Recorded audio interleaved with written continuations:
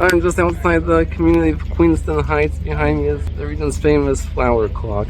It was from here that during the War of 1812, a woman by the name of Laura Secord walked 20 miles from the American-occupied territory to the town of Niagara-on-the-Lake to warn British forces of an impending American attack on Beaver Dam. Today we'll be retracing her steps, but we won't be walking, we'll be taking the bus.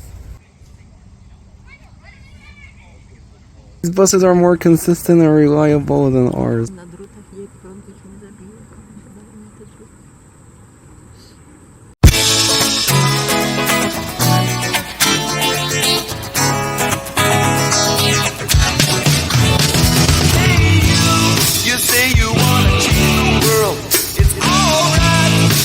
There's no regret. It's my turn. The circle game has brought me here, and I won't let down till every sun is set. You realize now you shouldn't try now.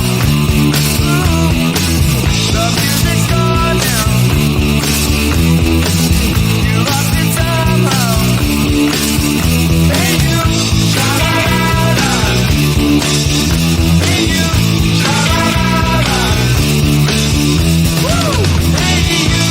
You say the race is much too fast. It's okay with me, I'm keeping pace. It's my game, the music is inside my head. For everyone on top, there's one who can replace. You realize now.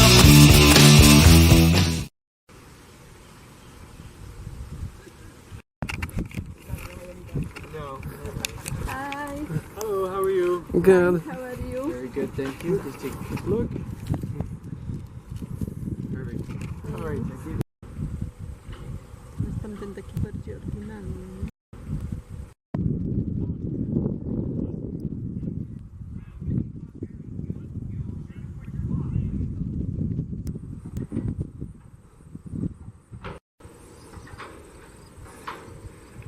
After losing Fort Niagara to the Americans, the British moved to a higher elevation across the river where they established Fort George.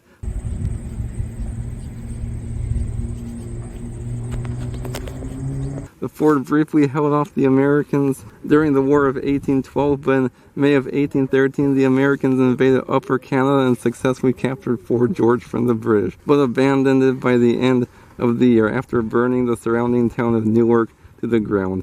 The British reoccupied the ruined fort in December 1813, secretly made their way across the river, and recaptured Fort Niagara. It remained in British hands until the Treaty of Ghent officially ended the war a year later. After capturing Fort George in 1813, the Americans used it as a base of operations for further invasions of Upper Canada. But the fort was soon retaken following the Americans' defeat at Stony Creek and Beaver Dams. Much of the fort lay in ruins, and efforts to rebuild it proved pointless. And it was eventually replaced with Fort Mississauga, located right at the mouth of the river. That would continue to be used as a golf course, agricultural facility, and military hospital until the end of World War I, before being rebuilt in the 1930s as a historic site where visitors can experience the little-known history of the Niagara region.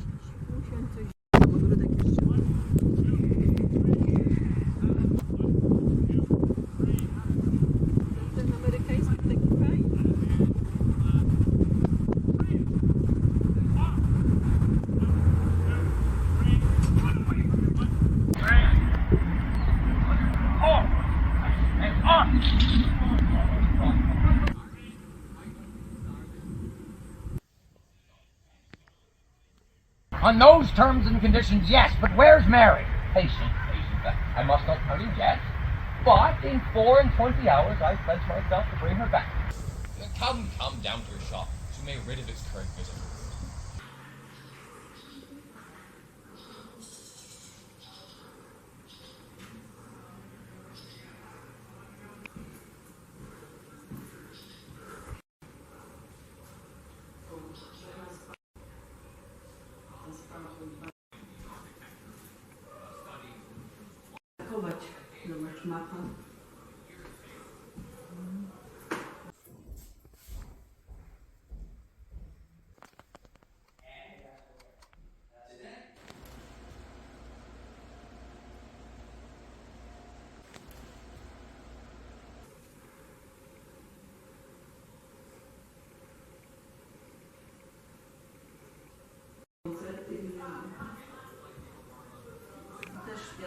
Też jadalnia. Ładna jadalnia.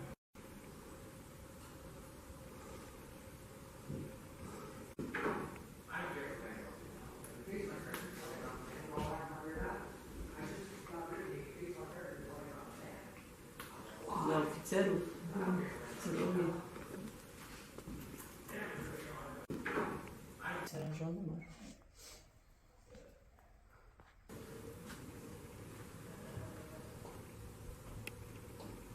Hi. Hello. How are you? Good. Hi. Are you gonna cook something for us? Are you commissioned officers? No, not yet. He's right. I can give you some cookies though if you like. Which I made here today. thank you. Yes. Okay, thank you. Oh. The recipe is over 200 years old, but the cookie is not, I assure you. Thank you. Yeah, this is the officer's kitchen, and so historically this is where they would have been feeding about 8 to 12 junior commissioned officers. So these would have been the guys in charge, and they would have been eating food that they themselves bought, and they would have hired cooks and servants to prepare it for them usually during the day. So they ate much nicer than the regular soldiers. Was this bread? Yeah. All meat?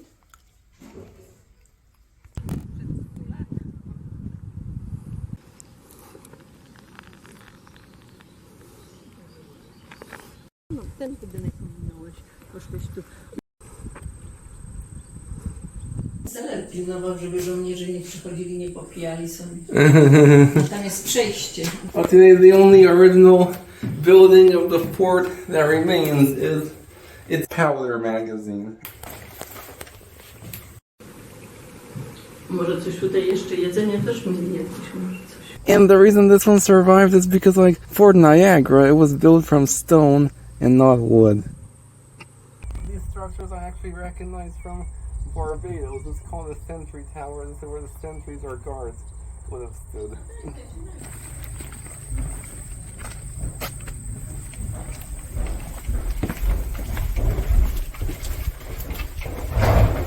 This looks like it goes a long way.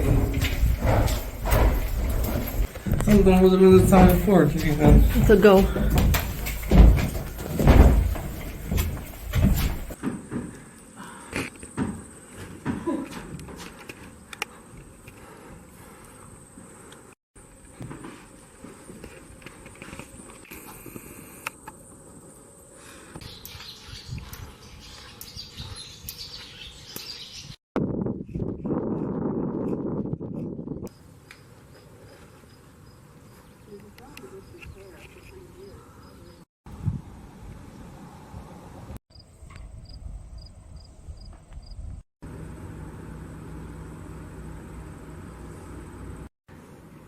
Ci zrobić zdjęcia.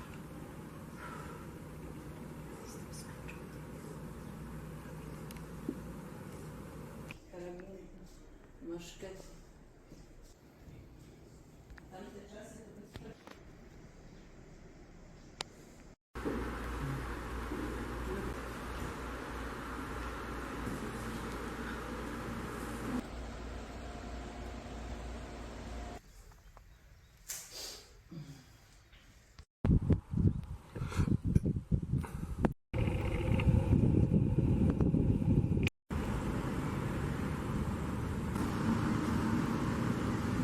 Judging by its modern appearance, you'd probably never guess that the St. Vincent de Paul Church holds the title for being the oldest Catholic church in continuous use in Ontario, with its origins dating all the way back to French missionaries in 1626.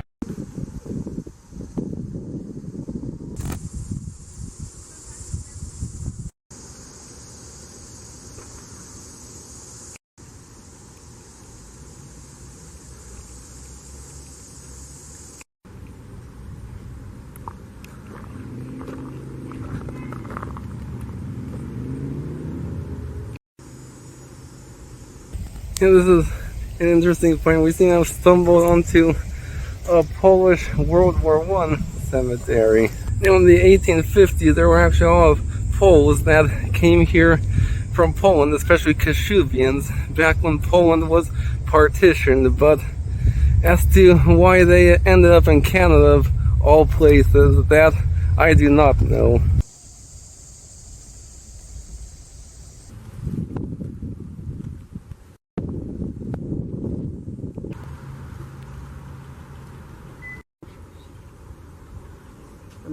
And just across the street is the second oldest Anglican church in Ontario. Founded in 1792, Mass was originally held at a Masonic lodge before the construction of a small sandstone church in 1809, which doubled as a hospital and barracks during the War of 1812. The current church was constructed in the 1820s. The earliest stained glass windows date from 1843 and are the oldest west of Quebec.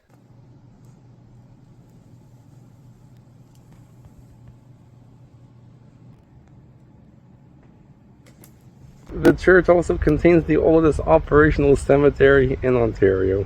And this is one Niagara-on-the-Lake traffic jam we've seen.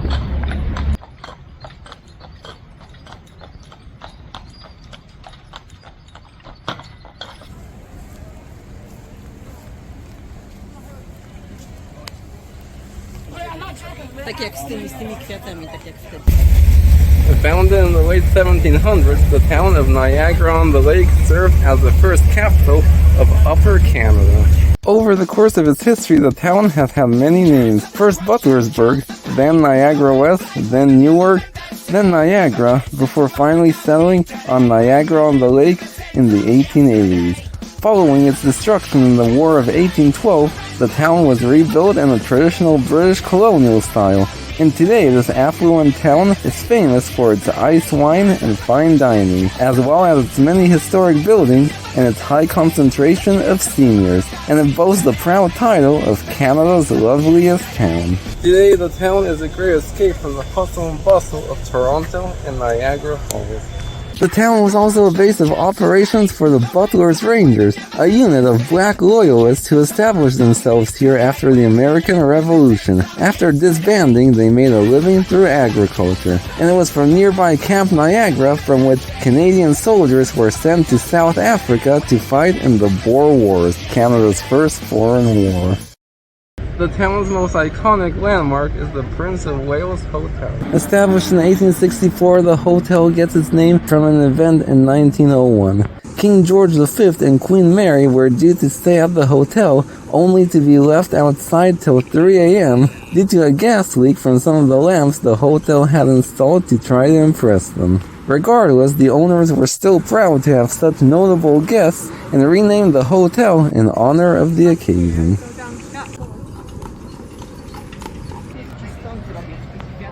And just across the street is the Niagara Apothecary, an old pharmacy that operated from 1820 to 1964. One ironic fact is that during this time, medicines were sold in places like bookstores or grocery stores, while pharmacies sold pretty much everything else. This pharmacy also had a bit of a reputation, as many of its clients were purchasing medicine for the purpose of getting high.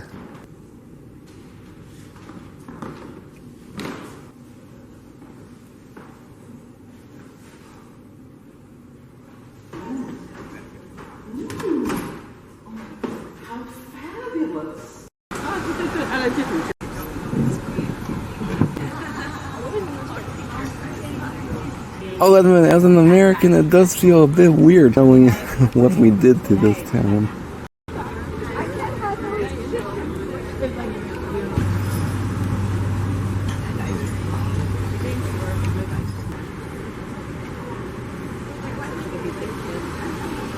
In the 1920s, there was a debate amongst whether they should construct a hospital or a World War I memorial. As you can see, there is no hospital, and thanks to this bizarre decision, Niagara-on-the-Lake is now the only town in Canada to have a war memorial right in the center of its main street.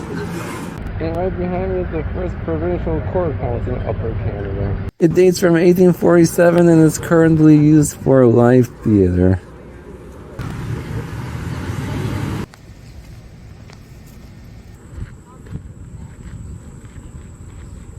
Alright, across the river is Fort Niagara, where we were a few days ago.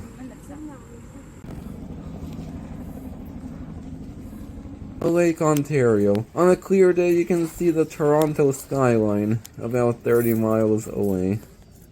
It's supposed to be the swim beach right at the mouth of the Niagara River. It smells like shit over here. The town is also home to the oldest surviving golf course in North America. To też stary ten dom. Na pewno. Z 1819 ten budynek. Widzisz, to stary.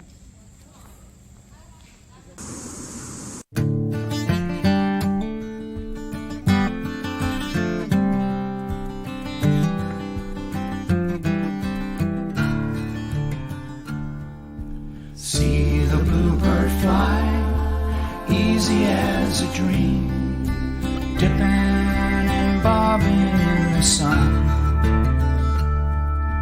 Could she be the one I saw so long ago? Could she be the one to take me home? This pasture is green, I'm walking in the sun. It's turning brown, I'm standing in the rain. My overcoat is worn, the pockets are all torn. I'm moving away from the pain. Tick tock, the clock on the wall.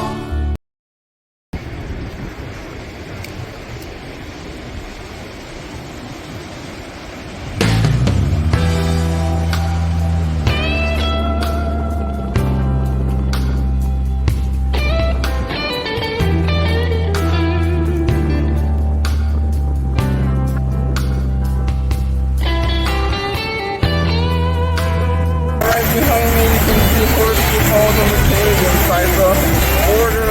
Isn't very accurate. It's different on every map, and that's because the waterfall keeps shifting every year. So, as of right now, about 3% of this waterfall is in the US and 97% is in Canada. I've never been wrong,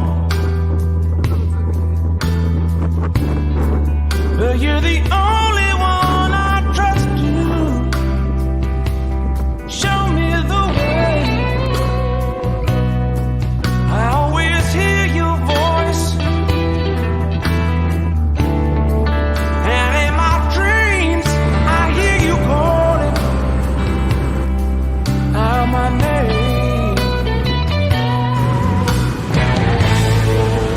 What's it like to live next to the most famous waterfall on Earth? Some are happy and love it, others not so much. As for me, I thought I was coming here for so long because I thought the city would ruin it and there was nothing else to see. I couldn't have been more wrong.